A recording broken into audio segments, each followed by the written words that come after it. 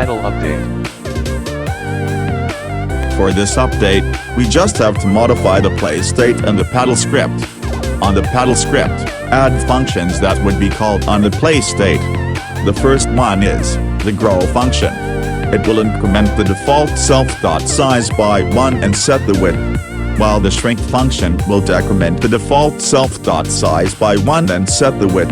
The reset function will reset the self.size to default size. 2. On the play state script, we will use a new variable, self.onScore. This will be our reference for the growth of our paddle. You can see here, whenever we got a brick, the score will be assigned on the onScore. So for our paddle to grow, we have to meet certain conditions. If the paddle size is 2 and we got more than 1,000 score from the brick, our paddle will grow. If the paddle size is 3 and we got more than 5,000 score from the brick, our paddle can also grow. Then setting the on score back to 0 for another iteration of the brick collision. For the paddle shrink, it will only occur when you got a full life and when you lost a life.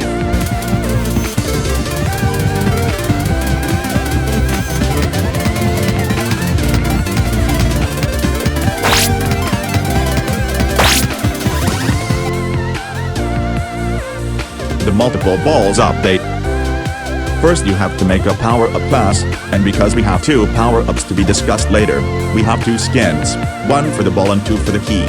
Second is to generate a quad for the said power-ups, and declare the quad on the main script. Last is the modifications on the play state. We will declare variables on the enter function, because we will have multiple balls later, we have to allot a table for them. And add the first ball on that table so it will be included on the collision iteration on play. On the update function, we will change several things. Change everything that concerns the ball. Here we change this one to update the whole table ball by ball. Also on the ball paddle collision, we added a for loop to iterate them ball by ball and check if they collided. Also change the index of the balls as it was defaulted on just one ball.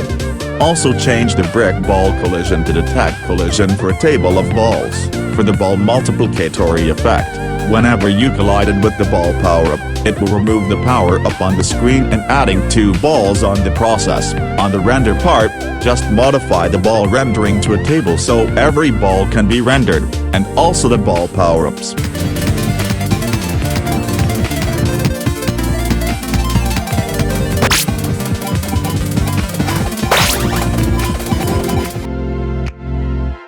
The locked bricks update. First you have to generate a quad on utils and declare it on the main script. Second is add a brick randomizer to lock it or not on the brick script.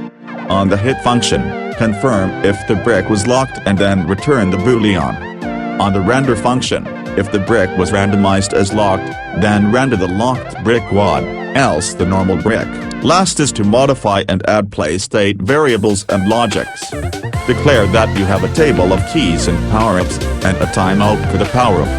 On the update function, add a logic to check if the locked brick does exist and you got no key, then spawn power-ups or keys for them. Go to brick ball collision, then check if the brick was locked. If not, then remove the brick and add a score. If yes, check if you have the key, then remove the brick as well.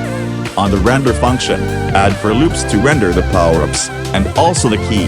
This is optional, but I've put this one on the main script. Render a key icon next to the hearts whenever you got the key. I just copied the syntax from the render health function.